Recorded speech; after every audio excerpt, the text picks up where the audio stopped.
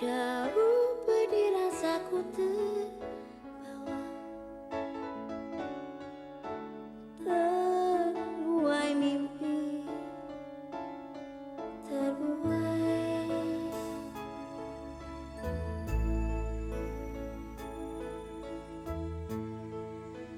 hayalan tentang ada.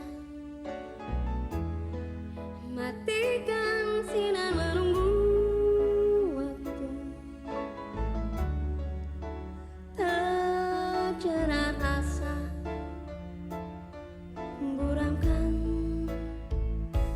bayangan dirimu, hadirkan sebuah permintaan, pastikan jalan yang terbentang, satukan harapan yang dalam hidupmu, di mana cinta itu ada. Jangan pernah menerka,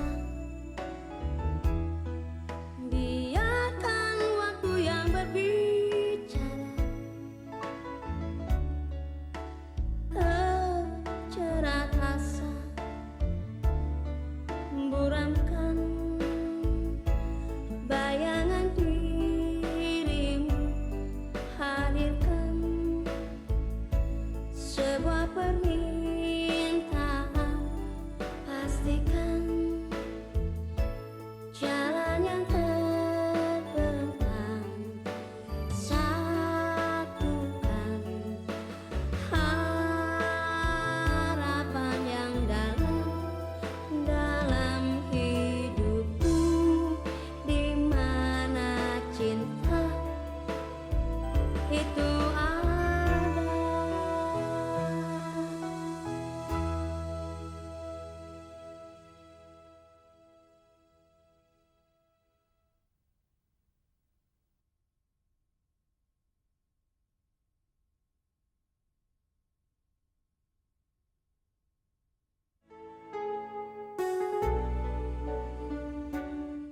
Kalau kamu bersedia, saya mau melamar kamu. Rasa kasihan bukan alasan yang tepat untuk menikah. Saya melamar kamu bukan karena rasa kasihan saya, tetapi rasa tanggung jawab saya. Dan saya yakin kalau kita berdua pasti bisa untuk saling mencintai.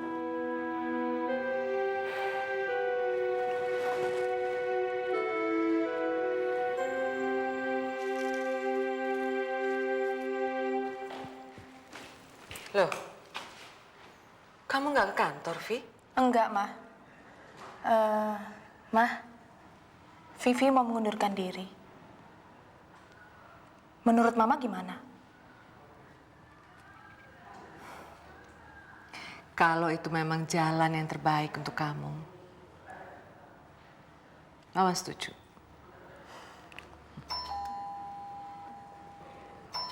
Siapa sih pagi-pagi udah ngebel?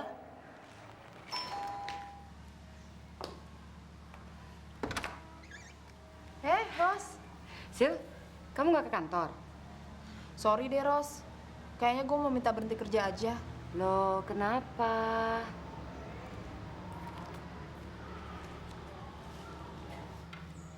Gue nggak sanggup deh ketemu sama dokter yoga. Gue nggak bisa megang janji gue. Nggak masalah, Sil. Soalnya dokter yoga udah ngelamar gue. Karena kamu bisa ngajak dia kencan semalam sampai orang tua kamu bingung. Tadi malam itu kecelakaan. Dia ngajak gue mabuk-mabukan karena patah hati sama kamu. Paginya kami baru sadar kalau kami melangkah terlalu jauh. Itu yang namanya blessing in disguise. Kecelakaan yang bikin mimpi kamu jadi kenyataan. Selamat ya. Sekaligus terima kasih. Gak usah bilang terima kasih. Ini kan hasil kerja sama kita berdua. Kalau cuma dengan satu sayap, burung juga nggak bisa terbang. Tapi kalau kamu nggak mabuk semalam, burung itu juga nggak akan terbang-terbang. Dan saya akan dikejar rasa bersalah terus. Yang penting sekarang semua sudah berjalan dengan baik, ya? Terus gimana, Teddy? Hai. Teddy, baru aja saya menyusul kamu ke rumah sakit. Kamu kok kelihatannya udah benar-benar sembuh? Ya, memang kita harus bersyukur bahwa Teddy masih diselamatkan Tuhan. Tadi malam ada penjahat lagi. Menerobos ke kamarnya dan mau membunuh dia. Kan yang penting saya selamat. Betul. Saya harus terima kasih ke kamu yang sudah merawat saya selama saya di rumah sakit. Gimana kabarnya Sylvia? Sylvia segera akan meresmikan pernikahannya dengan dokter Yoga. Saya belum bisa berdiri terlalu lama nih. Capek, perlu istirahat. Oh iya, saya udah rapiin kamar tidur kamu. Saya pindah ke kamar tamu. Yuk, saya antar. Istirahatnya banyak, jangan macam-macam. Saya mau ke kantor dulu ya. Thanks, Pak.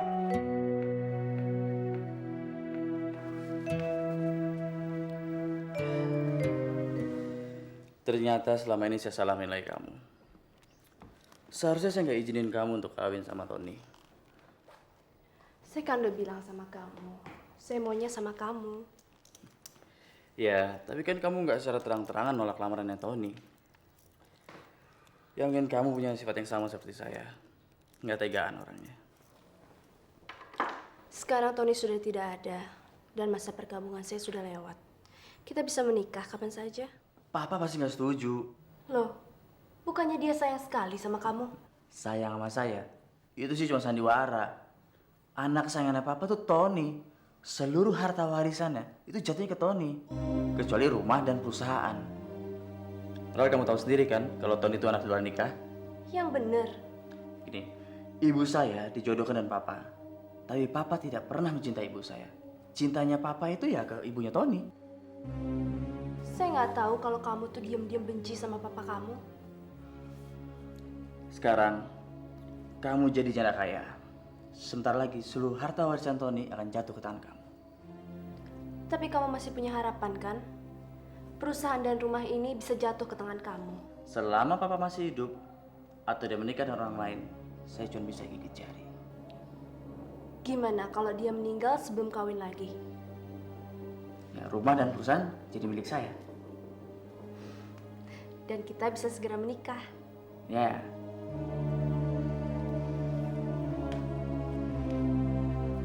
Sekarang kamu istirahat dulu ya. Saya mau pergi sebentar. Oke. Ya. Nah.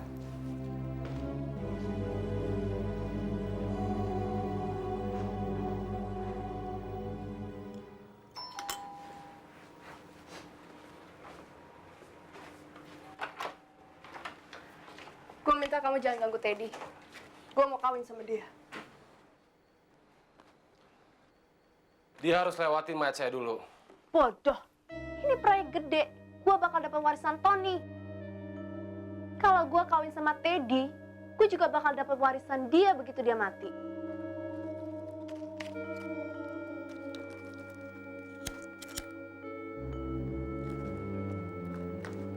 Jadi sudah kamu kawin sama dia, dia harus saya habisin. Begitu mau kamu.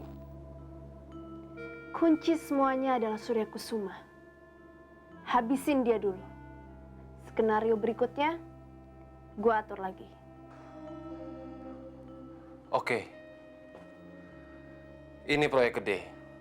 Modalnya juga harus gede. Dan saya nggak bisa kerja sendirian. Saya perlu teman. Gondo, yang dulu nabrak mobil Tony. Dan saya butuh uang untuk dia. Urusan duit, gue bisa sediain berapa aja. Kamu kontak dia sekarang. Begitu tahu kamu sembuh, Sylvia langsung minta berhenti kerja.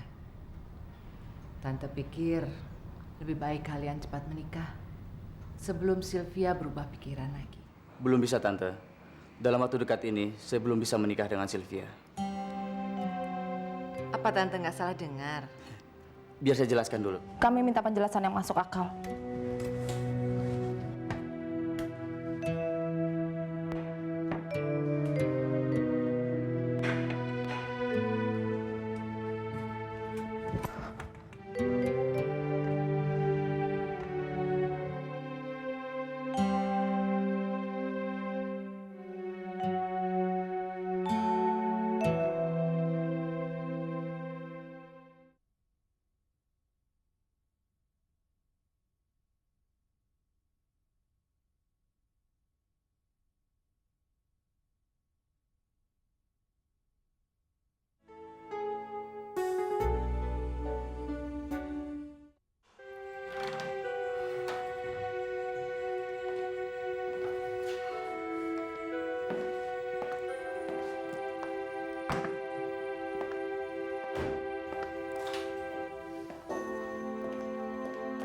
Sorry Mona, tapi kamu harus membiasakan lagi untuk hidup sendirian di sini.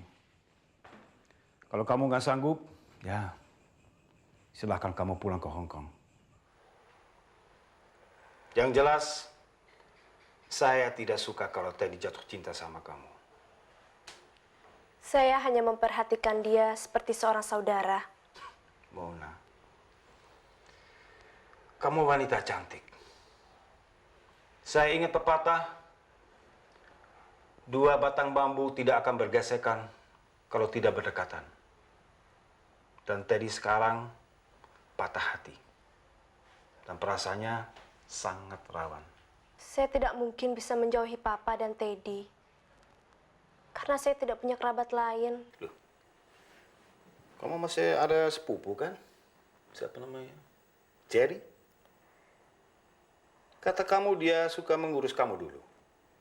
Nah, sekarang dia hanya perlu menemani kamu sampai kamu mendapatkan jodoh. Dan soal masa depan, biaya saya bisa sediakan. Saya akan tetap tinggal di Jakarta. Saya tidak sanggup jauh dari Papa dan dari Teddy. Saya hanya minta kalau saya diperbolehkan datang ke rumah Papa. Mona, kamu boleh datang ke rumah setiap saat. Pintu saya selalu terbuka bagi tamu yang bermaksud baik. Selamat malam. Selamat malam, Pak.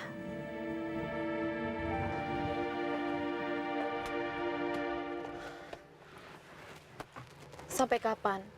Kita kalau ketemu harus sembunyi-sembunyi begini terus. Sampai kita bisa menjebak Mona. Dia bermimpi untuk bisa jadi istri saya. Dalam skenario kami, Papa akan pura-pura menghalangi pernikahan kami. Kalau Mona memang ternyata bajingan, dia pasti sedang merencanakan untuk membunuh Papa. Kamu terlalu nekat. Bagaimana kalau Mona benar-benar melaksanakan niat jahatnya terhadap Papa kamu? Saya udah minta security perusahaan untuk selalu mengawasi Papa 24 jam terus-menerus. Apa nggak ada cara lain untuk menjebak Mona?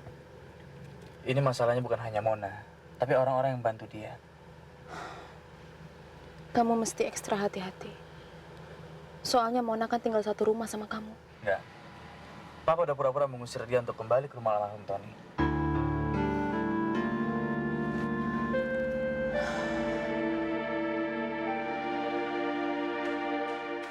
Hai, Pap. Hey, Ted. Gimana? Udah ketemu Sylvia? Baru aja saya antar dia pulang. Aha. Sejauh ini sih dia bisa maklum.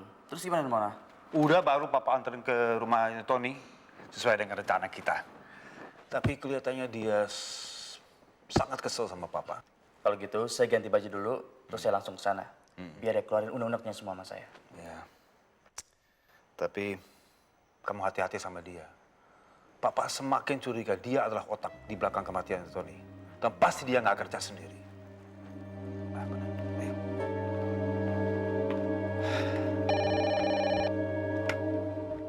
Halo, Gimana? Kamu udah ketemu sama teman kamu yang namanya Gondo? beres. Saya baru aja mau telepon kamu. Pokoknya begitu uangnya siap, saya sendiri yang bakal kenalin kamu sama dia. Soal uang nggak jadi masalah. Kapan dan di mana kita bisa ketemu? Oke. Gue cabut sekarang.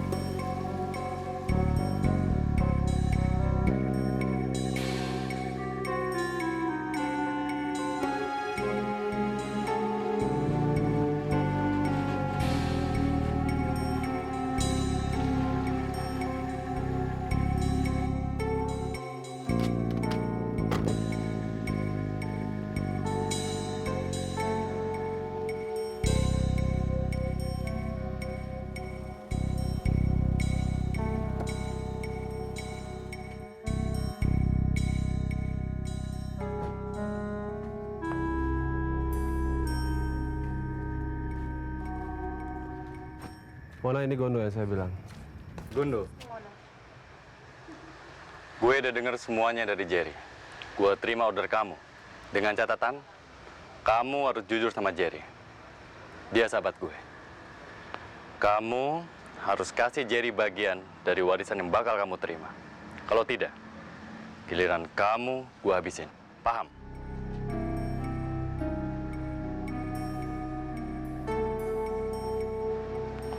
Oke, sekarang mana duitnya? Ini.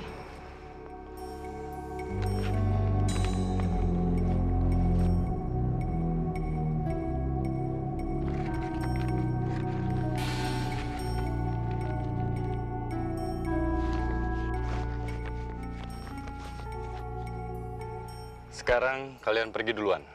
Biar orang ngeliat kita nggak barengan. Oke? Oke.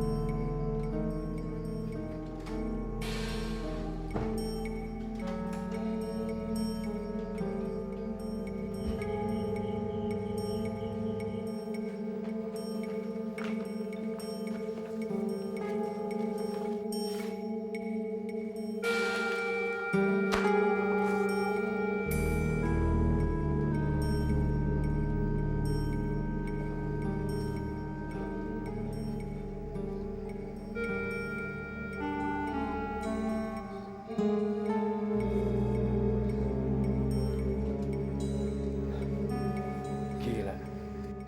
Dia pasti hari pribadi.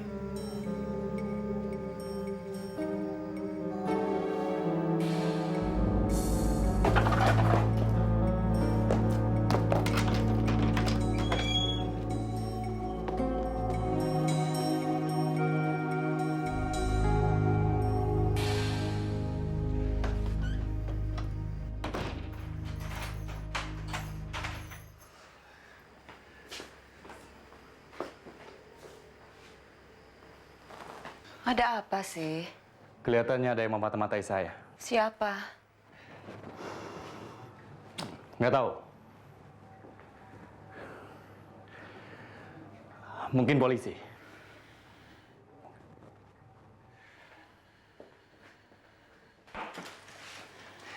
Kamu mulai lagi jadi bajingan? Apa belum kapok masuk penjara? Udah deh, Ma. Jangan kebanyakan omong.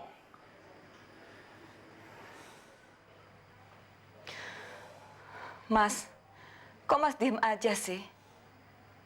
Lihat tuh, makin berani ngelawan orang tua. Jangan kasar-kasar kalau bicara sama mama kamu. Diam. Jangan nambah masalah. Waktu kamu keluar dari penjara, kamu kan sudah janji enggak mau lagi terlibat sama yang beginian. Mama dan Papa bagaimana kalau kamu masuk penjara lagi? Cukup. Asal ikut semua yang saya bilang. Tidak akan ada yang masuk penjara.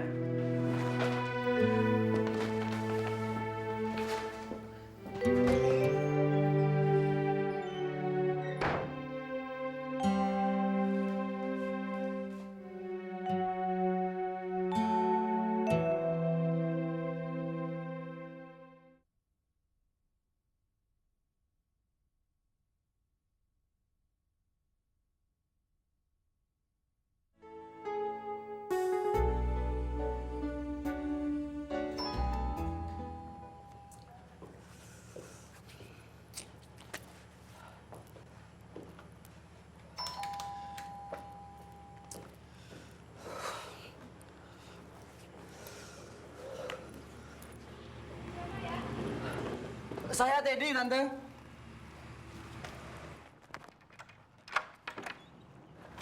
Ada apa, Ted? Papa? Bukan. Ini bukan masalah papa saya. Tadi suatu saya ngikutin orang yang saya curigain. Sampai di rumah orang itu, saya ngeliat papa kamu ada di sana.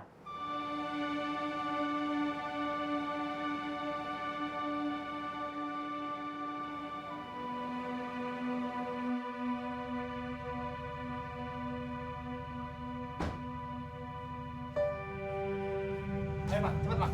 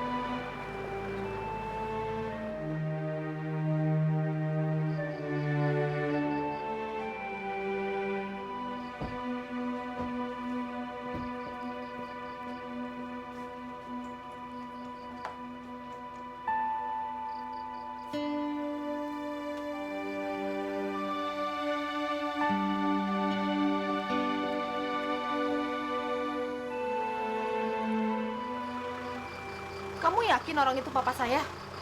Kok saya udah lihat fotonya?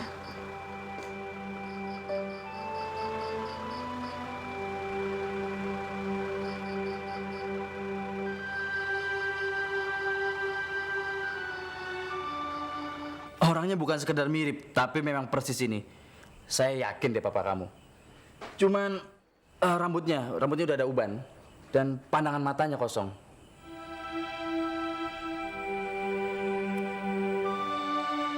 Mungkin dia stres. Biasanya dia optimis. Sepertinya bukan stres, Tante. Lebih pas kalau dibilang seperti bengong. Terus kenapa mereka menghilang? Kabur kemana mereka semua? Itu saya nggak bisa kasih jawaban. Tapi yang saya tahu, waktu saya ngikutin Mona, waktu Mona ke telepon umum, itu dia nemuin sepupunya namanya Jerry. Dan Jerry nggak sendirian. Dia sama temennya yang mukanya tipe bajingan gitu. Dan saya lihat Mona kasih duit ke bajingan itu. Jadi di rumah bajingan itu kamu melihat papa bersama perempuan yang umurnya hampir sama dengan mama? Iya, yang seperti saya cerita tadi. Jadi dugaan saya selama ini nggak meleset kan, Ma? Papa lari ke perempuan lain meninggalkan mama karena kaki mama pincang. Kita jangan berdebat soal itu dulu. Kita cari tahu siapa perempuan yang sama papa kamu. Tapi sebelumnya, kita mesti cari tahu siapa bajingan yang dikasih duit oleh si Mona. Sekarang saya temuin Mona dulu. Permisi dulu, Tante. Ted, hati-hati. Perempuan seperti dia itu selalu menyediakan umpan yang sulit kita tolak. Sayang umpan yang nggak sesuai dengan selera saya. Bye. Bye.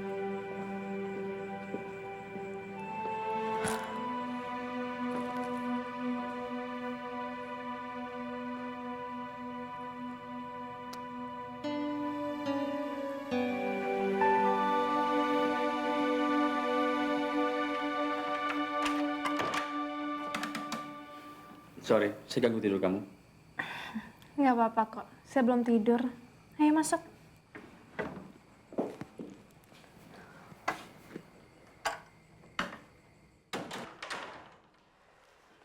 Tadi sore waktu saya pulang, Papa bilang dia minta kamu untuk pindah ke sini. Saya jadi kesel sama dia. Saya ribut sama Papa. Papa kamu memang ingin memisahkan kita. Urusan apa sama dia? Kita kan bukan anak kecil lagi. Saya habis ribut sama Papa, saya langsung kemari. Tapi kamunya nggak ada. Terus barusan sebelum saya tidur, teman saya nelpon. Dia bilang lihat kamu sama Jerry dan temannya Jerry.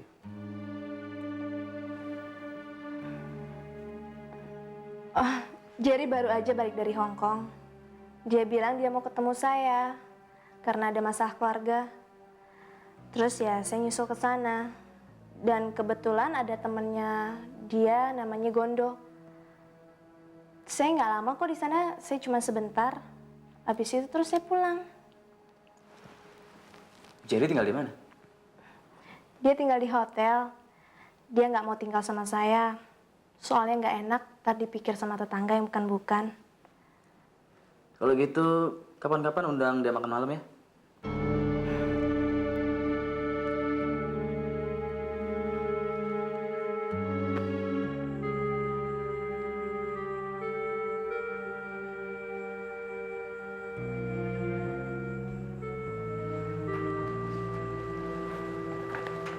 Loh, Mama ngapain di sini sendirian?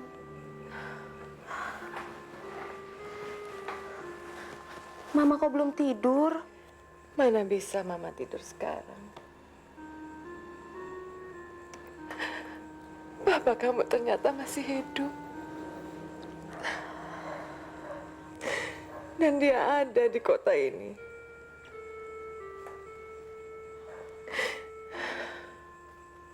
Lima 15 tahun dia menghilang. Dan barusan kita hampir menemukannya. Tapi hilang lagi.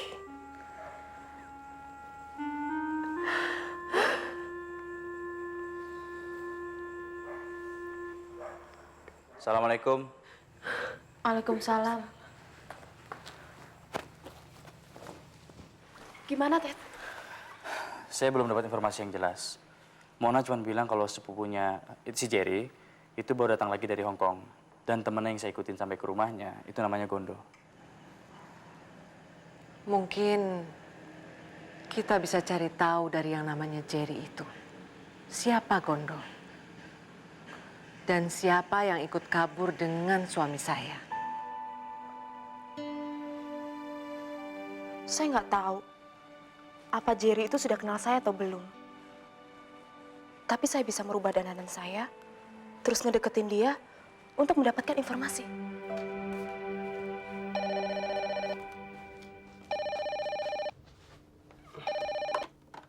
Ya, halo. Ini gue. Teddy baru aja dari sini. Dia bilang temennya ngeliat kita sama Gondo di kafe.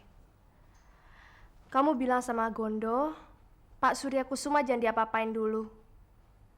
Dan kamu jangan kelihatan jalan bareng sama Gondo. Kamu tuh gimana sih, Mon?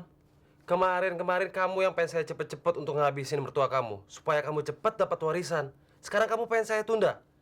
Kamu bercanda apa serius sih? Gue serius. Pokoknya rencana kita harus dirubah.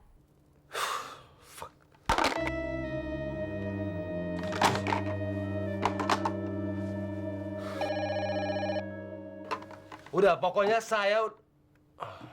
Sialan. Gua sangka Mona, kenapa? Pulang dari kafe ada yang ngikutin gua sampai ke rumah. Terus? Lu ngenalin orangnya? Enggak, gua nggak kenal siapa orangnya, tapi kita harus hati-hati. Tolong bilang sama Mona, urusan Surya Kusuma harus kita tunggu dulu sampai situasi nyaman. Oke. Mona juga ngomong tadi sama gua begitu. Udah terserah lu aja deh, lu atur aja kapan. Selamat malam. Malam.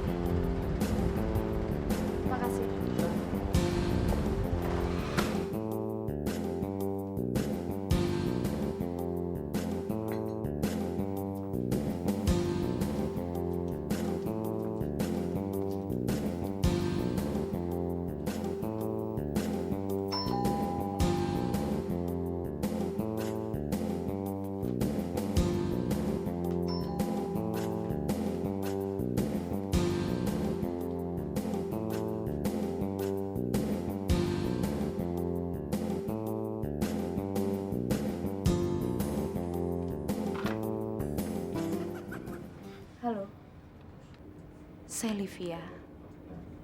Saya datang memenuhi panggilan Anda untuk mengendorkan otot-otot Anda. Saya nggak pernah nelfon untuk dipijat. Loh, jadi Anda nggak pernah menelpon om saya? Om Roni yang jadi manajer saya? Nggak, sorry.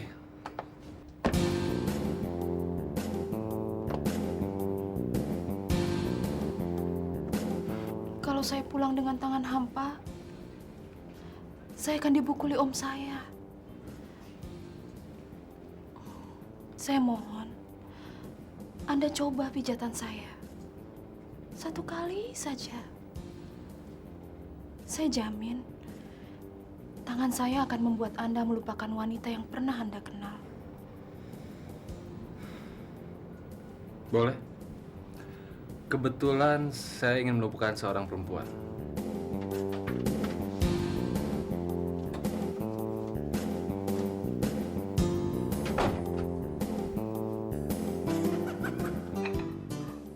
Mau kopinya lagi nggak? Boleh.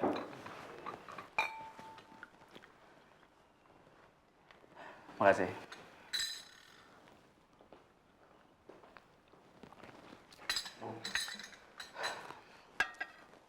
Saya harus ke kantor sekarang.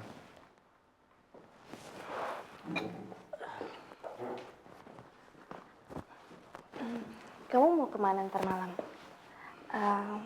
Saya lagi ngerasa kesepian. Saya juga kesepian malam ini. Gimana kalau kita makan malam di luar? Boleh. Saya tahu restoran yang jauh dari kebisingan kota. Saya rasa cocok untuk santai. Oke, saya jemput kamu nanti malam. Dah. Dah.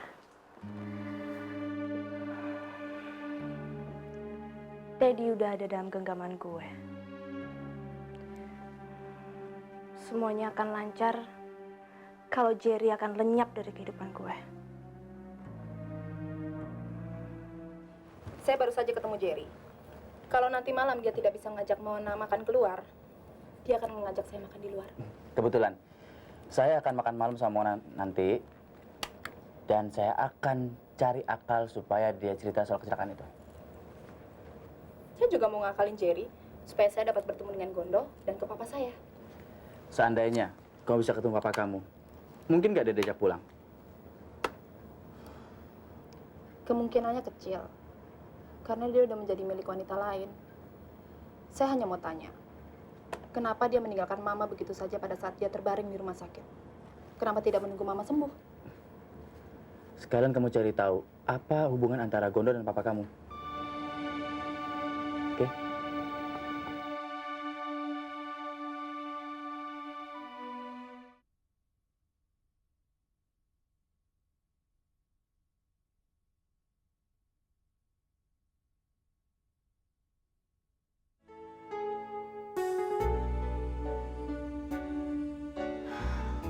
Sampai saat ini, kamu belum ngomong ini rumah siapa. Dan kenapa kita bersembunyi di sini? Ini rumah teman saya. Kita tinggal di sini sampai saya tahu siapa yang membuntuti saya dan kenapa dia membuntuti saya. Lagian kayaknya orang itu sudah melihat.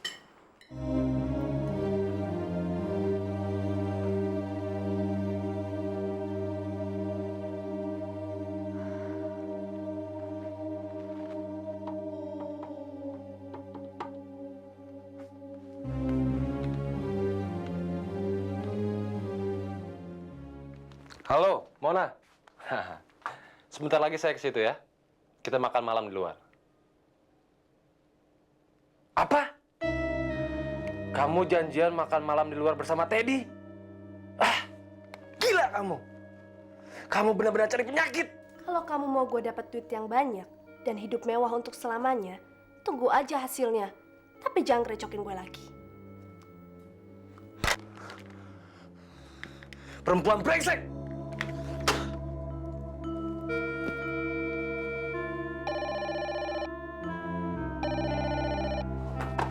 Halo? Halo? Jerry, Livia. gimana? Jadi nggak makan malamnya? Oke, jadi.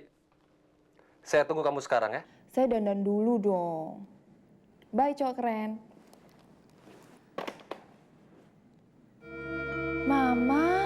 ngagetin aja.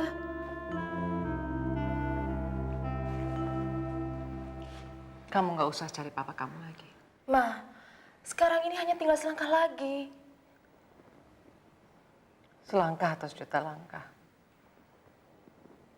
Keadaannya sama saja sekarang. Mama tidak akan menunggu dia lagi. Kita sudah tahu kenyataannya. Bahwa papa kamu pergi karena ada perempuan lain.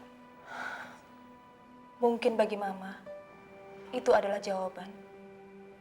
Tapi bagi Vivi, itu adalah titik awal dari pertanyaan. Kalau memang ada perempuan lain, apa kelebihan perempuan itu sampai Papa tega meninggalkan Mama? Mungkin perempuan itu kakinya tidak pincang seperti kaki Mama. Mestinya Papa membawa Mama ke dokter ahli, bukan meninggalkan Mama begitu saja menggeletak di rumah sakit. Kamu nggak usah buang-buang waktu. Ma, Vivi harus mencari akar permasalahannya. Kalau tidak, Vivi tidak akan pernah percaya pada laki-laki, termasuk pada Teddy. Walaupun hubungan kami sudah membaik belakangan ini.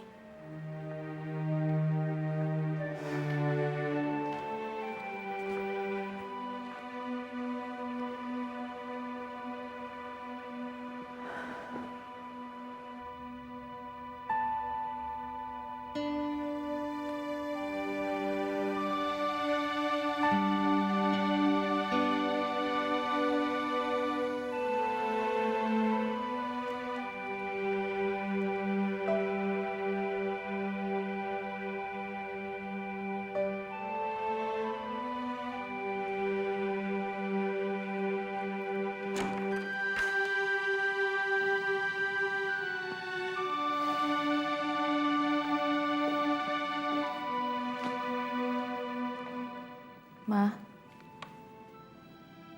Mama ingat nggak apa yang dikatakan dokter Yoga sewaktu kita di Bali?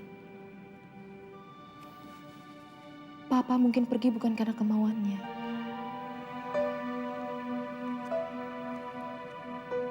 Mungkin apa yang dikatakan dokter Yoga itu benar. Dan penilaian kita selama ini salah.